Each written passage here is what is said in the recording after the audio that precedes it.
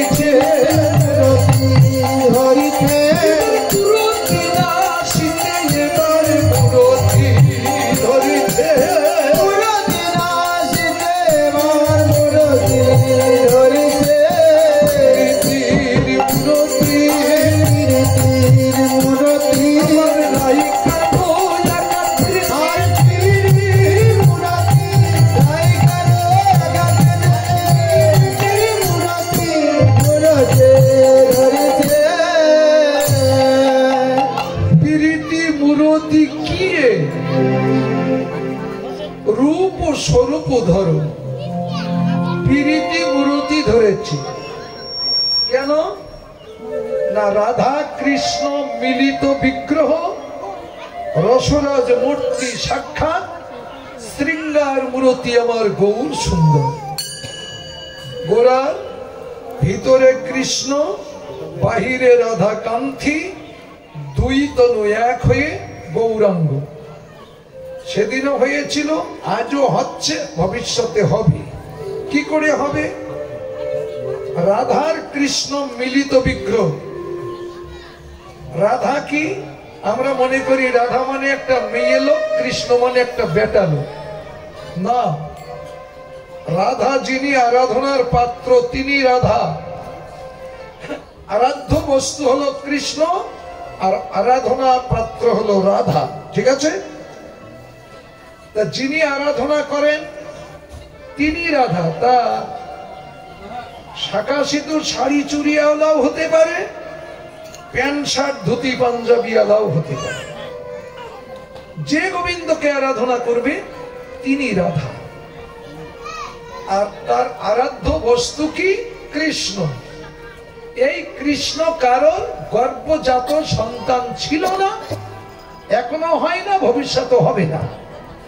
এই কৃষ্ণ হলো সাধ্য সাধনার বস্তু। কৃষ্ণ কৃষ্ণ ধাতু ন প্রত্যয়ে কৃষ্ণ। সর্বচিত্তকে আকর্ষণ করিয়া যে বিকর্ষণ করতে পারেন, তিনি কৃষ্ণ। অর্থাৎ নিজেকে নিজে কর্ষণ করে ধরে রেখে অপরকে যে পূর্ণ আনন্দ দান করতে পারেন তিনি কৃষ্ণ। ঠিক আছে, সেটা হলো সাধনার বস্তু ধন। তাহলে সাধ্য সাধনার বস্তু কোথায় থাকে? ভিতরে থাকে। আপনি লেখাপড়া জানেন, অনেক লেখাপড়া জানেন, লেখাপড়াগুলো দেহের কোন জায়গায় রেখেছেন বের করে দেখাতে পারবেন? বলতে পারবেন যে এই জায়গায় আছে, পাকস্থলীর পাশে আছে, না কিডনির নিচে আছে, না উপরে আছে, না হাড়ের পাশে আছে, কোন জায়গায় আছে? কেটে কুটিও দেখানো যাবে, কিন্তু আছে তো। এটা তার অনুমান, এটা তো বর্তমান। তাহলে সাধন করে যে জিনিসটা পাওয়া যায় সেটা কিন্তু এইরকম ভাবে কারো দেখানো যায় না। দেখানো যায় রাধাটা, আরাধনার দেহটা দেখানো যায়, কিন্তু আরাধ্য বস্তু যেটা ওটা কারো দেখানো যায় না। যেমন আপনার লেখাপড়া দেখাতে পারবেন না, আপনি গুরুচরণ আশ্রয় করে এই আরাধনার পাত্রে আরাধ্য বস্তু যখন আপনি প্রাপ্তি হবেন সেটাও কাউকে দেখাতে পারবেন না। ঠিক আছে, তাই শাস্ত্রে লিখছেন ভিতরে কৃষ্ণ আর বাহিরে রাধা কান্তি, এই দুই তনু এক হয়ে হয় গৌরাঙ্গ। দেখেন তো চেতন আছে কিনা, গৌর তো খুঁজে পান না। শাস্ত্রে এটাও বলেছেন অদ্যবধি সেই লীলা করেন গোরা রায়, কোন কোন ভাগ্যবান ভাগ্যবতী দেখিবারে পায়। এইভাবে ভাগ্যোন্নতি করতে পারলে তারা গৌরকে দেখতে পায়, তাদের পূর্ণ আনন্দ হয়। বোঝা গেল? তাই প্রীতি মূরতি কিয়ে রূপ ও স্বরূপ ধরো, যেন স্বরূপ ধরিছে, স্বরূপ ধরিছে, স্বরূপ ধরিছে, স্বরূপ ধরিছে, স্বরূপ জাগাইতে স্বরূপ ধরিছে, জাগাইতে স্বরূপ ধরিছে,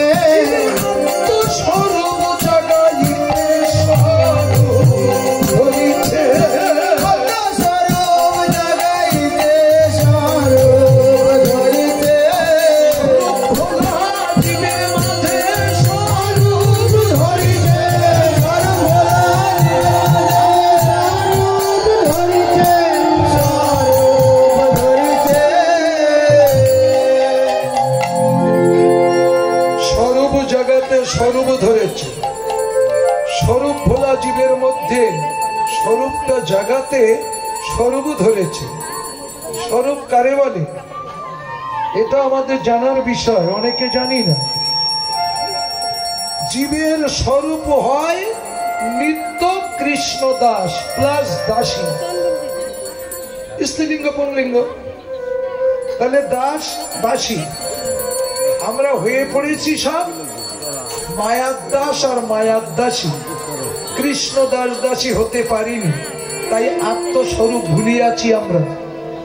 আমরা সব মায়ার দাস দাসী হয়েছি না? গীতায় কি বলছেন? দৈব হে সগুণময়ী মম মায়া দুরাত্মায়া মামে বজে প্রবদ্ধন্তে তো মায়া মেতং তরন্তি। হে অর্জুন, আমি এই সংসারের জীবকে আমারই দৈবের মায়া দ্বারা আমি বন্ধন করে রেখে দিয়েছি। এই জীব কোনোদিন আমার মায়ার শৃঙ্খল কেটে ওরা আমার পর্যন্ত পৌঁছাতে পারে না। পারে কারা জানো? যারা এ জগতে আমার বলতে কিছুই রাখে না, সবকিছু আমাতে অর্পণ করে দিয়ে আমারই উদ্দেশ্যে কর্ম করে যায়, ফলের আশা পরিত্যাগ করে। তাকে আমি কি করি জানো? নিজের মায়ার শৃঙ্খল নিজে কেটে তাকে আমার পর্যন্ত পৌঁছে। তাহলে সেই মায়ার দাস দাসী হয়ে পড়েছি আমরা, কৃষ্ণ দাস দাসী ভুলে গেছি। তাহলে স্বরূপ ভোলা জীব আমরা, তাই আমাদের আত্মস্বরূপ জাগাতে ভগবান আজকে স্বরূপ ধরেছেন। কি স্বরূপ? ভগবানের ভগবানটা ত্যাগ করে ভগবান আজকে ভক্তভাব অঙ্গীকার করেছেন। যে কর্মগুলো আমাদের করার কথা সে কর্মগুলো আমরা ভুলে গেছি, তাই শ্রী চৈতন্য মহাপ্রভু এসে আমাদের কর্মগুলো নিজে আচরণ করে শিক্ষা দিচ্ছেন, দেখিয়ে দিচ্ছেন, আমাদের দেখিয়ে দিচ্ছেন। সেটা কি? হরিনাম করার কথা তো আমাদের নাকি? ভগবান আবার ভগবানের নাম করবে কেন? ভগবানের নাম করবে তো ভক্তরা। আজকে ভগবান কি করছেন? নিজে হইয়ে হরি বলছে, হরি হয়ে হরি বলছে, হরি হয়ে হরি বলছে, হরে কে মালাতে হরি হয়ে হরি বলছে, হরি জগৎকে মালাইতে হরি হয়ে হরি বলছে, হরি হয়ে হরি বলছে, হরি হয়ে হয়ে বলছে, হরে ধুলাই দিয়ে বড়া করি হয়ে হরি বলছে, হরি ধুলাই দিয়ে হয়ে হরি বলছে, হরে হয়ে বলছে, হরে। ভগবান নিজে ধুলাই গড়াগড়ি দিচ্ছে, তাও মাটির ধুলাই না। কোন ধুলাই? ভক্তের চরণ ধুলাই। ভক্তদের পায়ের ধুলো যেখানে পড়েছে না, সেই ধুলার মাঝে হরি বলে গড়াগড়ি যাচ্ছে। যে কর্মটা করার কথা আমাদের সেটা করছে ভগবান। কেন? আমরা স্বরূপ ভুলে গেছি, তাই স্বরূপ ভোলা জীবের মাঝে আত্মস্বরূপ জাগাতে আজকে স্বরূপ ধরেছেন। তা বলছে রূপ ও স্বরূপ ধর ওই ছন প্রতি অঙ্গ বন্ধ। এই প্রত্যেকটা অঙ্গে এই বন্ধনা করার অনুমতি আছে, করার ইচ্ছা থাকার দরকার আছে। ঠিক আছে? ওই ছন প্রতি অঙ্গ বন্ধ, বন্ধনা করে তাকে বন্ধন করো হৃদয় মাঝারে, তবেই তো জন্ম ধন্য হবে। তাই রূপ স্বরূপ ধরো ওই ছন প্রতি অঙ্গ বন্ধ।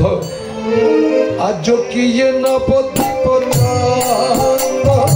আজ কি নবদ্বীপ চন্দ্র, আজ কি নবদ্বীপ চন্দ্র।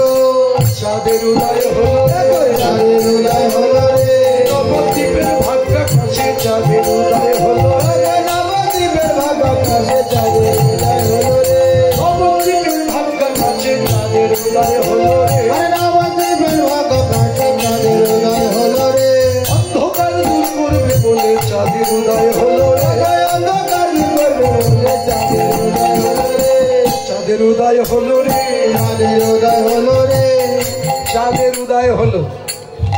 চাঁদের সঙ্গে গৌরকে তুলনা করলেও গৌরকে ছোট করা হবে।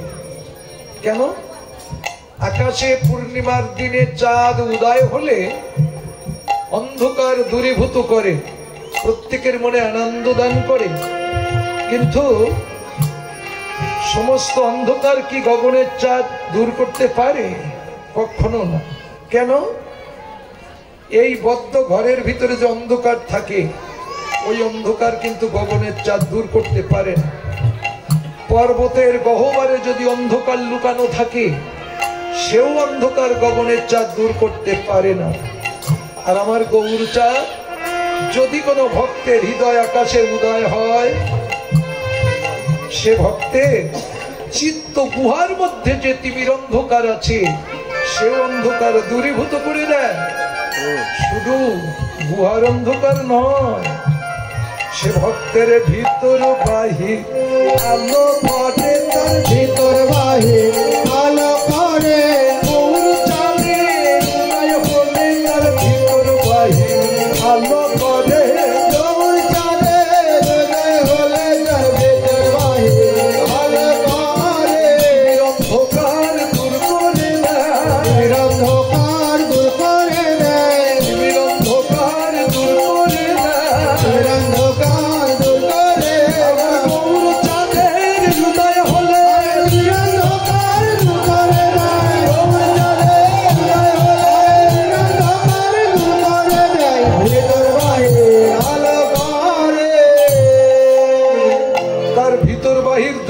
ভালো করে। আকাশে পূর্ণিমায় যে চাঁদ ওঠে, পূর্ণিমার পরদিন থেকে ওই আকাশে চাঁদের রতি রতি ক্ষয় হয়। ক্ষয় হতে হতে একদিন ঘোর অমাবস্যা, অন্ধকার নেমে আসে, চাঁদের অস্তিত্ব খুঁজে পাওয়া যায় না। বুঝেছেন? ওই চাঁদের পক্ষাপক্ষী ভেদ আছে, শুক্লাপক্ষ কৃষ্ণপক্ষ, দুটি পক্ষ। আর আমার গৌর চাঁদের কোনো পক্ষাপক্ষী ভেদ নয়, নিরপেক্ষ, এর কোনো পক্ষাপক্ষী নাই। ঠিক আছে? তাহলে ওই চাঁদের সঙ্গে গৌর চাঁদের তুলনা করলে গৌরকে ছোট করা হয়। তবু চাঁদ বলছি কেন? চাঁদ যেমন অন্ধকার দূর করে বহির্জগতে, আর আমার গৌর চাঁদ উদয় হয়েছে বলে আমাদের মতো হতভাগ্য টিভির অন্ধকারে থাকা জীবগুলো আজকে একটু আলোর পথ পেয়েছি। নইলে আমরা এহ জীবনে আলোর পথ পেতাম বলে মনে হয় না। কি আলো? আজকে আপনারা আমরা লেখাপড়া শিখেছি, গ্রন্থাদি পড়তে পারছি, ভালো মন্দ সবকিছু জানতে পারছি। এর আগে কিন্তু আমরা জানতাম না, জানার অধিকার আমাদের দেয়নি, ছিল না। কেন? লেখাপড়া শেখার অধিকার নেই। আপনার আমার মতন ঘরের ছেলে মেয়েরা স্কুলে যাচ্ছে, পর থেকে বাবুরা ফিরিয়ে দিয়েছে, এই ছোট লোকের বাচ্চা স্কুলে যাচ্ছিস কার বলে, যা বাড়ি যা, তোরা এইসব কাজকর্ম করে খাবি, তোদের লেখাপড়া শিখতে নেই। লেখাপড়া শেখার অধিকার আছে একমাত্র বাবুদের ছেলে মেয়েরা। তোরা ঘরে যা, এই তোরা এটা খাবি না, তোরা এ পাতে হাঁটবি না। মানে কত রকম আমাদের উপরে নির্যাতন চালিয়েছে, আমরা নীরবে সহ্য করেছি। মনে হয় আমাদের লেখাপড়া শিখতে নেই, আমাদের বেদ পুরাণ পড়তে নেই, পড়লে আমাদের পাপ হবে, আমাদের যা বুঝিয়েছে তাই বুঝেছি। কিন্তু এখন তো চোখ ফুটেছে, ভুল কথা বললে আর মেনে নেবেন আপনারা? অশাস্ত্রীয় কথা বললে কাউকে ছাড়বেন আপনারা? কেন? এখন চোখ ফুটেছে, অন্ধকারের মধ্যে থেকে আলোর পথে এসেছেন, আলোর সন্ধান পেয়ে গেছেন। আলোর সন্ধান কে দেখিয়েছে? শ্রী চৈতন্য মহাপ্রভু। প্রত্যেক জীবের দ্বারে দ্বারে ঘরে ঘরে যে সবাইকে বলেছে তোমরা হরিনাম করো, তোমাদের ছেলে মেয়েদের আমার স্কুলে ভর্তি করো, বেতন দেওয়ার ক্ষমতা নেই, বেতন তোমাদের লাগবে না, তোমরা লেখাপড়া শেখো। যাহাই বাংলা পড়ার মতো হয়েছে দুই একটা, এইবার তাদের ছেলে মেয়েদের আরো বেশি করে শিখানোর ইচ্ছা, তাদের ছেলে মেয়েদের আরো বেশি করে শিক্ষা দেওয়ার ইচ্ছা।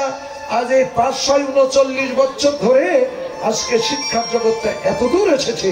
এর আগে শিক্ষা ছিল না নিম্ন শ্রেণীর কোন ব্যক্তিদের, কিন্তু মহাপ্রভু এসে সেই শ্রেণীগুলো তুলে দিয়েছে, সে শ্রেণীও রাখেনি।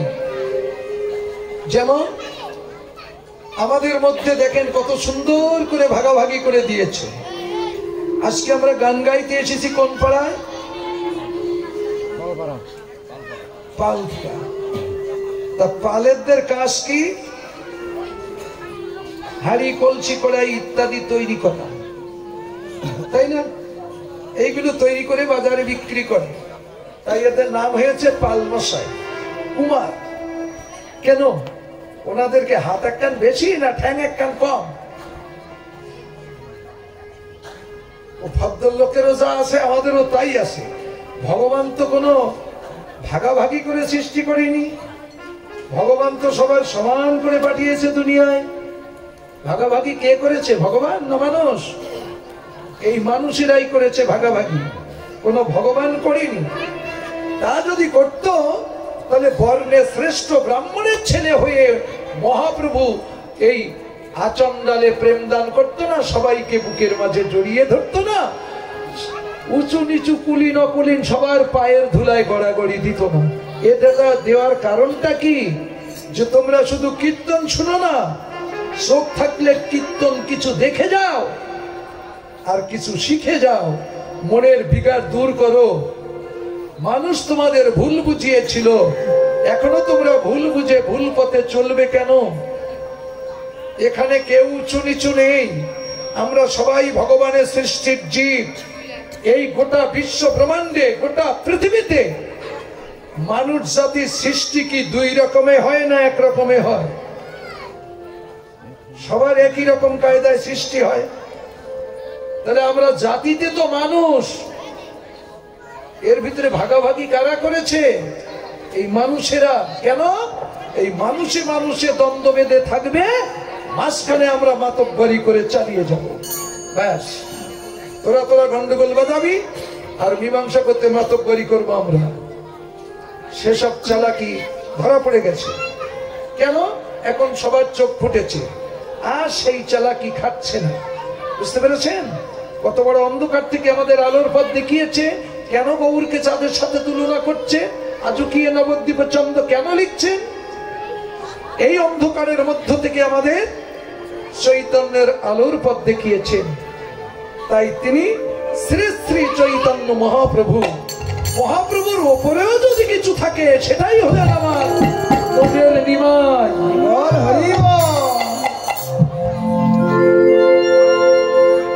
ভগবানের উপরেও যদি কিছু থেকে থাকে তিনি নিমাই। মানুষের এত বড় উপকার পৃথিবীতে আর কেউ করিনি। চন্ডাল পতিত জীবের ঘরে ঘরে যাইয়া হরিনাম মহামন্ত্র দিচ্ছে বিলাইয়া। যারে পায় তারে কহে দন্তে তৃণ ধরি, আমারে কিনিয়া লহ তোমরা বলো হরি হরি বল হরি বল। কিন্তু আমরা তো হরি বল বলতাম না। কেননা হরি বললে আমাদের গর্দান নিয়ে নেবে, হরিনাম করলে আমাদের উপরে প্রহার হবে, মারধর হবে। তাহলে মারির ভয়তে আমরা হরিনাম করতাম না, পূজা করতাম না। এইসব যাগযজ্ঞাদি আমাদের দ্বারাই হতো না।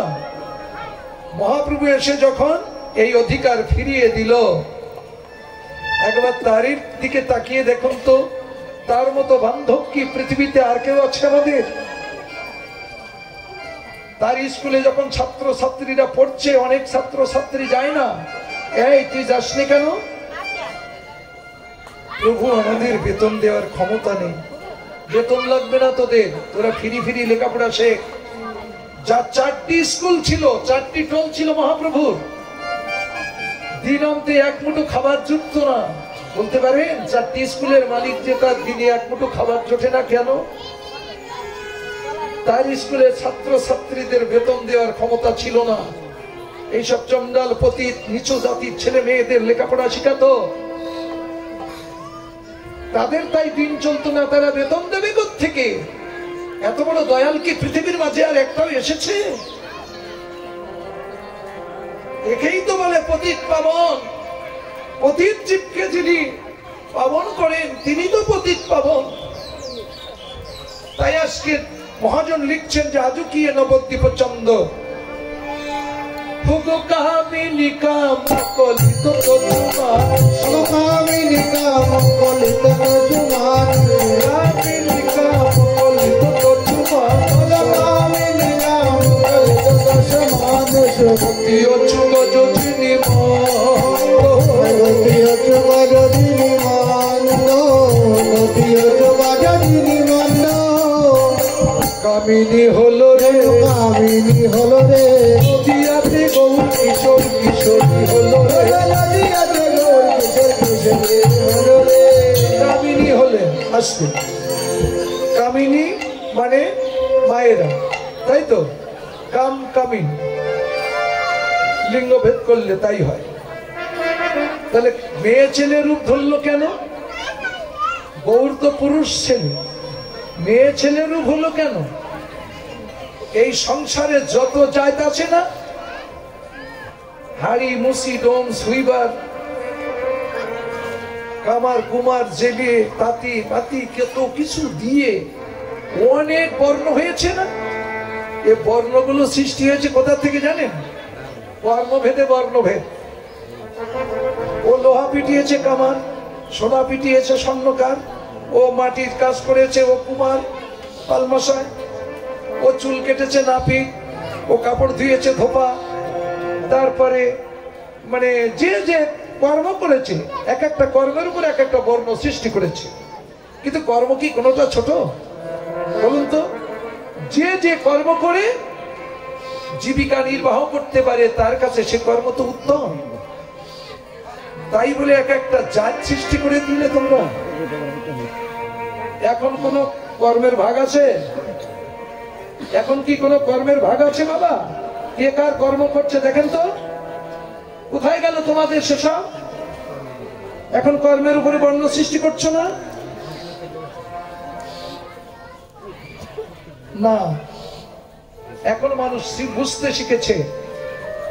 দেখেন অনেকে আবার গীতা দেখায়, বলে গীতায় যে বর্ণভেদ আছে, চতুর্বর্ণ মায়া সৃষ্টাঙ্গুলো কর্ম বিভাগ হচ্ছে। তো চতুর্বর্ণ মায়া সৃষ্টি গুণকর্মে বিভাগ। গুণকর্ম কি? ব্রাহ্মণের ধর্ম কি? লেখাপড়া শিখবে, বেদ অধ্যয়ন করবে, শাস্ত্র আদি পড়বে, গুরুগিরি করবে, পূজা পার্বণ করবে, দীক্ষা শিক্ষা দেবে, গুরুগিরি করবে। এগুলো হচ্ছে ব্রাহ্মণের স্বাভাবিক ধর্ম। এখন যদি ব্রাহ্মণ সেই সব পূজা পার্বণ যজমানি কাজ ছেড়ে দিয়ে যদি চাকরি বাকরি ব্যবসা বাণিজ্য করে, তাকে তো ব্রাহ্মণ বলেই যাচ্ছে। তাহলে গুণ কর্মে ভাগ হচ্ছে কই? আর একজন শূদ্রের ছেলে, সে একেবারে আচার নিষ্ঠার ভিতর দিয়ে নিজেকে শুদ্ধ ভাবে রেখে বেদ অধ্যয়ন করেন, গীতা ভাগবত পড়েন, পূজা পার্বণ যাগযজ্ঞ সবকিছু করছে, ওই তার পিছন থেকে তো সেই ছোট জাতির টাইটেল কেটে দিতে পারেননি।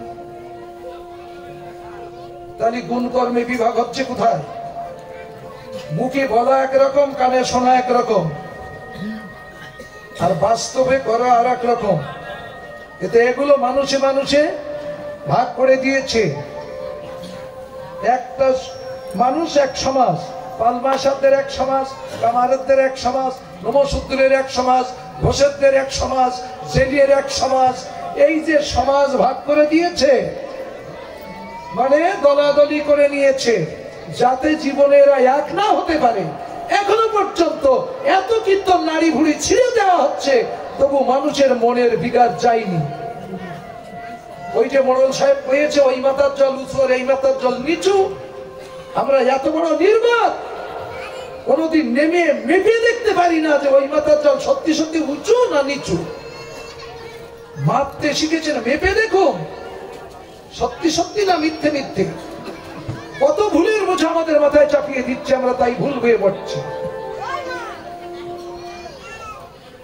বর্ণের শ্রেষ্ঠ ব্রাহ্মণ, এ চারটি বর্ণ ছিল, আছে, থাকবে। সে বর্ণগুলো আমরা চিনি না। এটা হলো ব্রাহ্মণের ধর্ম। ক্ষত্রিয়ের ধর্ম কি? যুদ্ধ বিক্রম করবে, রাজত্ব করবে, প্রভুত্ব করবে, এটাই হলো ক্ষত্রিয়ের স্বাভাবিক ধর্ম। আর বৈশ্যের ধর্ম কি? চাষবাস, পশুপালন, ব্যবসা বাণিজ্য, এগুলো বৈশ্যের স্বাভাবিক ধর্ম।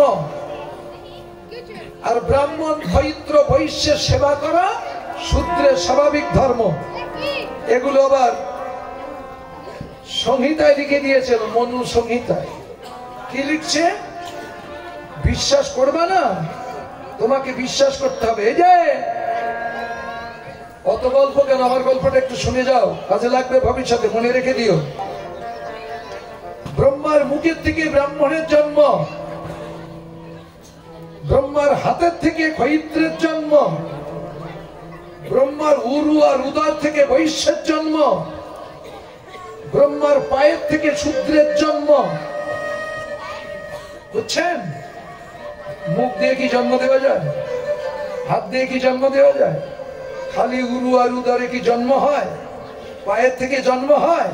লিখে দিয়েছে, মাথায় বোঝা চাপিয়ে দিয়েছে, আমরা তাই বইয়ে বেড়াচ্ছি, আমরা তাই বিশ্বাস করি সত্যি সত্যি তাই। কিন্তু বাস্তবায়িত করুন হয় নাকি? কিন্তু এর বাস্তব সত্য কোনটা সেটাই দেখেন। এই যে প্রত্যেকটা মানুষ, শুধু একজনের না, প্রত্যেকেরই এখান থেকে এইটাই হলো ব্রাহ্মণ। কথা বলতে গেলে মুখ লাগে, শ্বাস প্রশ্বাস নিতে গেলে নাক লাগে, দেখতে গেলে চোখ লাগে, শুনতে গেলে কান লাগে, সমস্ত বুদ্ধি সবকিছু ধরে রাখতে গেলে ব্রেন লাগে। সেটা এখান থেকে এইটুকু, এটাই ব্রাহ্মণ প্রত্যেকটা মানবের। ক্ষত্রিয় ধর্ম কি? মারামারি গুতুগুতি করা, রাজত্ব প্রভুত্ব করা। তাহলে একজনের সঙ্গে মারামারি করতে গেলে হাত লাগে, রিভলভার ধরতে গেলে হাত লাগে, রাইফেল ধরতে গেলে হাত লাগে, লাঠি ধরতে গেলে হাত লাগে, ঘুষি মারতে গেলে হাত লাগে, চড় মারতে গেলে হাত লাগে, কলম ধরতে গেলেও হাত লাগে। এটাই হলো ক্ষৈত্র। মিলিয়ে নেন, এটা অনুমান না বর্তমান। আর এখান থেকে এটাই হলো বৈশ্য। এখানে চাষবাস, পশুপালন, ব্যবসা বাণিজ্য সব চলছে। এর ভিতরে 6টা পশু আছে, কাম, ক্রোধ, লোভ, মদ, মোহ, মাৎসর্য। এই 6টা পশুকে প্রতিপালন করো। এরা তো তোমার কথা শোনে না, তাই এরা যাতে তোমার কথা শোনে সেইভাবে বসবে না। পশু আছে, রামপ্রসাদ গাইছে, মন রে কৃষি কাজ বোঝো না, এমন মানব জমি রইল পতিত, আবাদ করলে ফলতো সোনা। হরির নামে বীজ রোপণ করে কালীর নামে দাও গো বেড়া, সে তো মুক্ত কেশি শক্ত বেড়া, সে বেড়াতে জম ঘেসে না, মন রে কৃষি কাজ বোঝো না। তাহলে এখানে কৃষি কাজও চলছে, কিন্তু আমরা বুঝি না, তাই করি না। যে বোঝেছে করছে। এখানে ব্যবসা বাণিজ্য চলছে। দেখেন কোনদিন একটা দোকান পাতিয়েছেন, 5 টাকা লস হয়ে গেলে মাথায় হাত দিয়ে বসেন, আর এই ব্যবসায় যে কত লাভ লস হয় কোনদিন তাকিয়ে দেখেছেন? বলুন তো, কতটা চাউলের ভাত খেতে কতটা তরকারি লাগে, আর ওই ভাত আর তরকারি ওইগুলো একসঙ্গে মিক্সার করে এর মধ্যে ঢুকালে কতটা রস হয়, আর কতটা রস ভিয়ান করলে কতটা রক্ত হয়, কতটা রক্ত ভিয়ান করলে কতটা মজ্জা হয়, কতটা মজ্জা ভিয়ান করলে কতটা শুক্র হয়, কতটা শুক্রাণুর ভিতরে কতটা শুক্রাণু কীট থাকে। ব্যবসা তো অটো চলছে, লস হচ্ছে কি লাভ হচ্ছে দেখেছি। যে পরিমাণে আয় করছো তার দ্বিগুণ পরিমাণে ক্ষয় করে ফেলছো। ব্যবসাতে কি বলেন না লস খাচ্ছ, একবার তাকিয়ে দেখেছো? যদি একবার এই ব্যবসা দেখতে, তাহলে সত্যি সত্যি জনমটা ধন্য করতে পারতে। কিন্তু দেখিনি। কিন্তু এই বৈশ্য, ক্ষৈত্র, ব্রাহ্মণ, এরা 3 জন কার উপর ভর করে চলে? পায়ে শূদ্র না, পায়ের উপরে ভর করে চলছে না। আপনারা কীর্তন শুনতে এসেছেন, পা যদি হাঁটিয়ে না নিয়ে আসতো এ বডি আসতে পারতো? তাহলে এরা 3 জন ওর উপর ভর করে চলছে না। এটাকে মিথ্যা? এর চেয়ে বাস্তব সত্য পৃথিবীতে আর কিছু দেখাতে পারবে? এটাই সত্য। এই সত্যটাকে গোপন করে এই জিনিসটা মানুষের ভিতরে ভাগ করে দিয়ে মানুষের ভিতরে বিভেদ ঘটিয়ে দিয়েছে, কিন্তু সম্পূর্ণ নিজেরই। এগুলো বাস্তব, অনুমান নয়, বর্তমান। তাই আজকে মহাপ্রভু কোন বর্ণভেদ, জাতিভেদ কিছুই রাখেনি, সমস্ত সবকিছু একাকার করে দিয়ে হরিবাসর করেছে। কেন জানেন? এই হরিনাম সংকীর্তন, সাধুগুরু বৈষ্ণবের সেবা করা, এটা হলো মিলন মেলা। মানুষে মানুষে যাতে মিলেমিশে থাকতে পারি তার একটা ক্লাস করছে এই হরিবাসরে।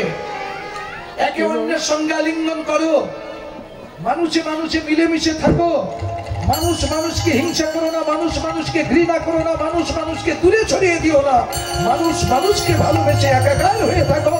দেখবে কত আনন্দ, কত সুখ, কত শান্তি এই মানুষ জীবনে। দেখো না,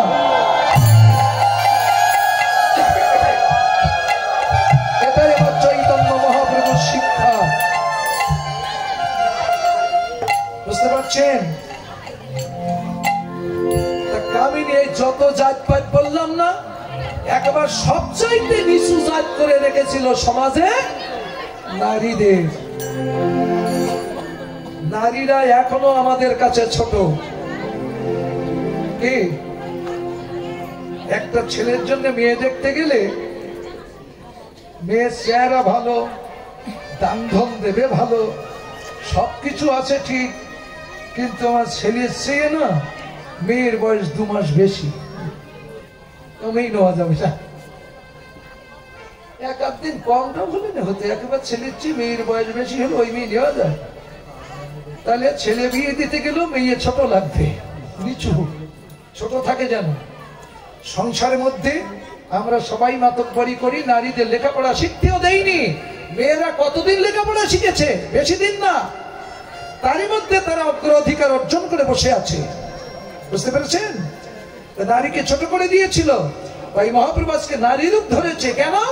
জগৎকে চোখে আঙুল দিয়ে দেখাচ্ছে, তোমরা যদি আমাকে ভগবান বলে মানো তোমাদের ভগবান যে মেয়ে ছেলে হয়েছে তবু তো তোমাদের কাছে ভগবান। আর তোমরা এই পৃথিবীর মাঝে এসেছো, এই নারী ছাড়া কোনো ব্যক্তি পৃথিবীর মধ্যে আসতে পারোনি। মায়ের ভিতর দিয়ে আমরা সবাই এসেছি, আর সেই মাতৃজাতকে তোমরা ছোট করে দেখো কোন কাণ্ডজ্ঞানী। তাই আমি আজকে দেখো কামিনী রূপ ধারণ করেছি, তবু তো তোমরা আমাকে ভগবান বলে মানো। তবে ওদের কেন ছোট করে দেখো? ওদের ভিতর দিয়ে তো আমরা পৃথিবীর মাঝে এসেছি নাকি? জননী জন্মভূমির স্বর্গাদপি করিয়াছি। স্বর্গের চেয়ে উত্তম স্থান সন্তানের কাছে মায়ের চরণ, আর সেই মাতৃজাতটাকে আমরা ছোট করে রেখেছি। ছোট করো না। তাই প্রভু জগৎকে দেখাচ্ছে কামিনী কাম কলিত তো সুমানস গতি অচুগজীনি মন্দ। কামিনী মেয়ে ছেলের মতো ধৈর্যশীল। মেয়ে ছেলেরা যদি ধৈর্যশীল না হতো আজকে আমরা এত বড় হতে পারতাম না। রাত্রে যখন আমরা ছোট ছিলাম, লেপ কাতার ভিতরে পৌষ মাসে প্রকাশ শীতের মধ্যে প্রচ্ছদ পায়খানা করে দিয়েছি। মা তো ঘেন্না করে দূরে ফেলে দেয়নি। মা সেই প্রচ্ছদ পায়খানা নিজে বুকের মধ্যে টেনে নিয়ে আমাকে শুকনো জায়গায় রেখেছিল। মার কত ক্ষতি করেছি, মায়ের কত জ্বালাতন করেছি। মা তো কোনোদিন আমাদের মেরে ফেলেনি। মা তো এক টিপুনি দিলে আমরা মরেই যেতাম, কিন্তু মা তো কোনোদিন আমাদের উপরে তেমন টার্চারিং করেনি। যদি করতো আমরা ভদ্রলোক সেজে এখানে আসবার ক্ষমতা ছিল না। সব মায়ের হাতে মানুষ হয়েছি আমরা। সেই মাকে পূজা না করে তোমরা ঘৃণা করো, এই তোমাদের বুদ্ধি।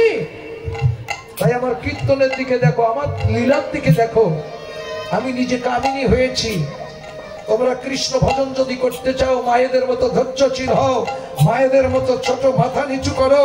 ওরা যেমন সকালবেলা উঠে যায় তোমাকে প্রণাম করে যায়, তুমি কি একটা বার ওর পায়ে প্রণাম করো না? ও ছোট, আমি বড়, আমি ওর দেবতা। আর ও কি? তুমি যদি দেবতা হও ও দেবী হয় না? তো যদি দেবতা জ্ঞানে তোমাকে প্রণাম করতে পারে, তুমি তো দেবী জ্ঞানে একটা করতে পারো। কোথায় রেখেছি আমরা? নিজেদের কোলের ঘুর নিজেরা বুঝি না। আর সত্য প্রকাশ করলে সেইটি হয় সমাজের মধ্যে খারাপ, ভালো লোক না। তাই আজকে কামিনী কাম কলিত তো সুমানস গতি অচু গজজিনী মন্দ। গতি মানে গমন করে, গজ মানে হস্তি। হস্তি যেমন ধীর শান্ত ভাবে চলে, মহাপ্রভু আমার সামনে সুর হাত দুটি দুলাতে দুলাতে ধীর শান্ত ভাবে চলে যাচ্ছে। কেন? তোমরা যদি ভজনের রাস্তায় কেউ চলতে চাও তাহলে আমার চলার গতিটা লক্ষ্য করো, ধীর শান্ত ভাবে চলো।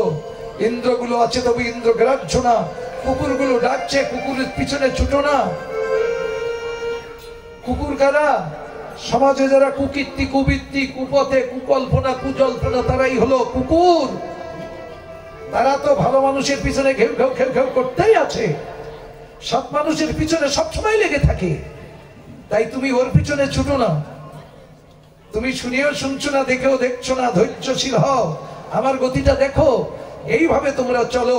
একটা হাতি কত বড় শক্তিশালী, তথাপিও কোনো কুকুরকে মারছে না, কুকুরের দিকে ছুটছে না, সে আপন গতিতে রাস্তা দিয়ে চলে যাচ্ছে। তোমরা হলে মানুষ, মান হুঁশ তাল বজায় রেখে ভজনের রাস্তায় চলো। ঠিক মায়েরা যেভাবে চলছে তোমরাও এইভাবে চলো, তাহলে তোমরা গন্তব্যস্থানে পৌঁছাতে পারবে। আর নইলে কুকুরের মতো কামড়া কুমড়ি করে পথ এগোতে পারবে না।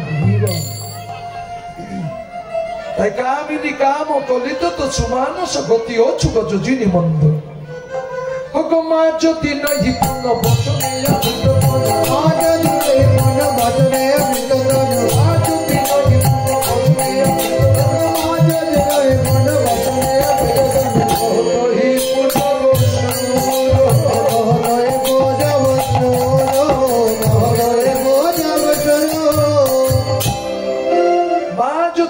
মাস দিন মানে মধ্যাহ্নকাল, তার মানে দুপুর বেলা। বসনে আবৃত তো প্রত্যেক দিন সকাল হয়, দুপুর হয়, রাত হয়, হয়তো। আর প্রতিটা মানুষের জীবনে সকাল দুপুর রাত হয়। একটা শিশুকাল, একটা যৌবনকাল, একটা বার্ধক্যকাল। তা শিশুকাল সকাল, যৌবনকাল দুপুর, বার্ধক্যকাল রাত্রিকাল। তাহলে এই 3 কাল অটো চলছে, প্রত্যেকের জীবনে প্রতিদিন হচ্ছে। তাই মাসদিন মানে মধ্যাহ্নকালে কি করে? বসনে আবৃত তনু কহত হি পূজব শুরু, মানে বসন দিয়ে অঙ্গটা ঢেকে রাখছে। রাখে না? কারা রাখে? মায়েরা রাখে। পুরুষেরা রাখো না কেন? নারীর অঙ্গ দেখলে পুরুষের মন খারাপ হয়ে যায়, আর পুরুষের অঙ্গ দেখলে নারীর মন খারাপ হয়। এটা ভাবেন কি করে? তোমার যদি ওদের দিকে লোভ থাকে, তাহলে ওদের কি তোমার দিকে লোভ থাকতে পারে না? একদিকে একচোখে বিচার করো, আর নিজের দিকে সব ফাঁকা রেখে দাও কেন? কীর্তনে কি বলছে?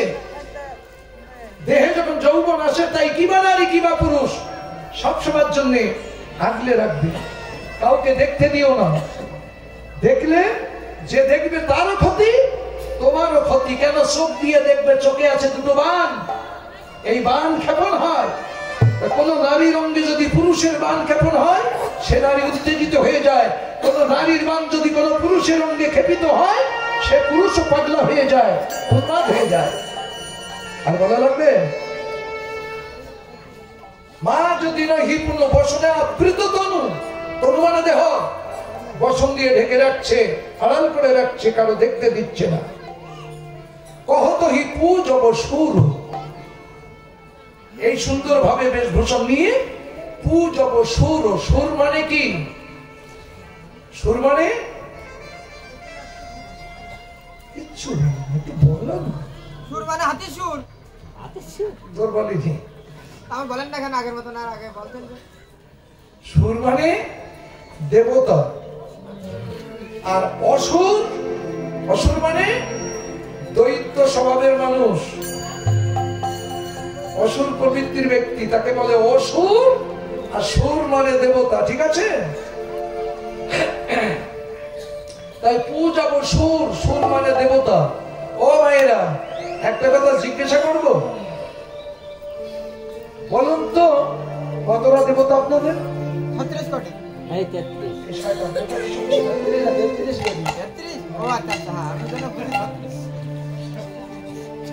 যে কত কোটি থাক, এই 33 কোটি দেবতার মধ্যে সর্বশ্রেষ্ঠ দেবতা কে বলুন তো?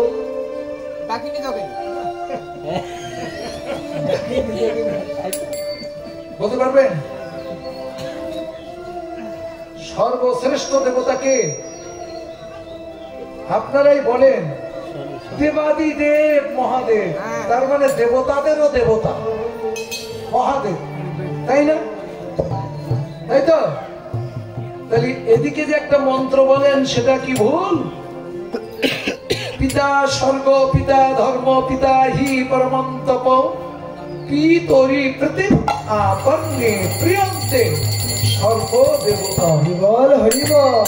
পিতার চরণ পূজা করলে আলাদা করে কোনো দেবতার পূজা করা লাগে না, সমস্ত দেবতা সন্তুষ্ট হয়ে তোমাকে আশীর্বাদ করবে। আর জন্মদাতা পিতাকে তুচ্ছ তাচ্ছিল্য করে যতই দেবদেবীর পূজা করো না কেন, কেউ তোমার পূজা গ্রহণ করবে না। তাই পূজা করেও কোনো ফল ফলে না। কেন? গাছের গোড়া বাদ দিয়ে শাখা উপশাখায় জল ঢাললে যেমন গাছ বাঁচে না, জন্মদাতা পিতা দেবতা বাদ দিয়ে অন্য দেবতার পূজা করলে তারাও গ্রহণ করে না। দেবতার মধ্যে যদি কোনো শ্রেষ্ঠ দেবতা থাকে, সে হলো আমার জন্মদাতা পিতা। আমি কোন দেবতারে দেখিনি, আপনারা দেখতে পারেন, আমি কোন দেবতা দেখিনি। বাস্তব দেবতা দেখেছি আমার জন্মদাতা পিতাকে। আমি কোন দেবী দেখিনি। দেবী যদি থাকে, আমার গর্ভধারিণী মা। জননী জন্মভূমির স্বর্গাদপি গড়িয়াসি। স্বর্গের চেয়ে উত্তম স্থান মায়ের চরণ। মায়ের চরণ পূজা করলে কোন দেবীর পূজা করা লাগে না। সমস্ত দেবীরা সন্তুষ্ট হয়ে তোমাকে আশীর্বাদ করবে শুধু গর্ভধারিণী মায়ের চরণ পূজা করলে। আমরা সেই জ্যান্ত দেব দেবী, যাদের মুখে একটু খাবার দিলে খায়, যাদের পায়ে প্রণাম করলে হাতটা মাথায় দিয়ে আশীর্বাদ করতে পারে, যেখানে নগদ ব্যাপার স্যাপার সেখানে আমরা যাই না, মাটির মা কালী তৈরি করে সেখানে মাথা ঠুকি। মাটির মা কালী কোনদিন কারোর মাথায় হাত দিয়ে আশীর্বাদ করিনি, করে না। মা দুর্গার 10 কান হাত কোনদিন কারোর মাথায় একখানা দিয়েছেন কি? দেয়নি। কিন্তু আমার গর্ভধারিণী মা, ওর চরণে একটা প্রণাম করো তো, কিচ্ছু জানে না, তবু সন্তানের মাথায় হাত দিয়ে বলবে খোকা কি, খুকি কি, বৌমা তোমরা সুখে থাকো বাবা, ভগবান যেন তোমাদের মঙ্গল করে। মাথায় হাত দিয়ে দেবতা ডেকে আশীর্বাদ করে। এই বাস্তব আশীর্বাদ যাদের প্রতি বর্ষণ না হয় তাদের জীবনে কোনোদিন সদ্বুদ্ধির বিকাশ ঘটে না। এগুলো প্রয়োজন আছে আমাদের।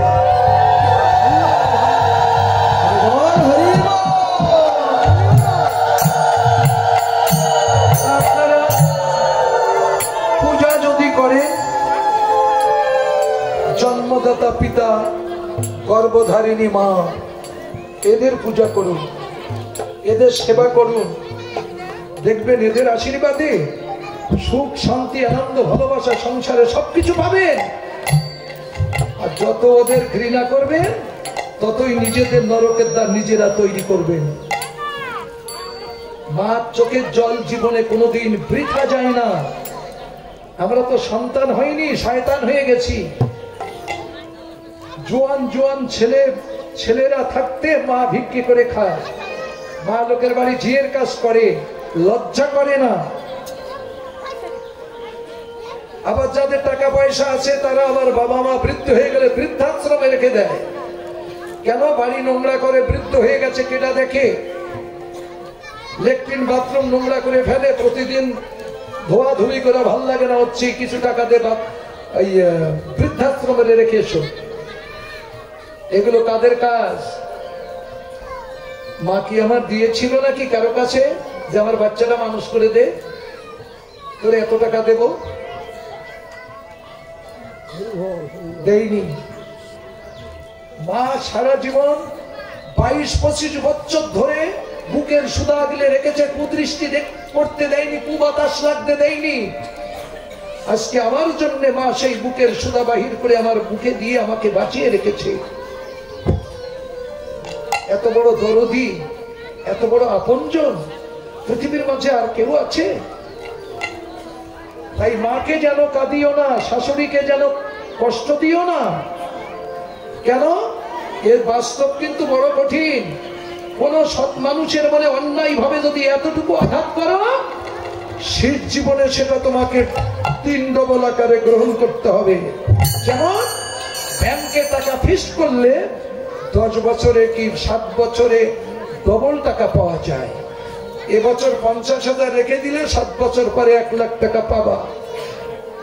আর কোন সৎ মানুষের মনে অন্যায় ভাবে এতটুকু আঘাত করলে শেষ জীবনে সেটা 10 গুণ আকারে পাবা। বেললে শোধ করতেই হবে। মা শব্দটা খুব ছোট, কিন্তু মায়ের কর্মের দিকে তাকিয়ে দেখুন তো।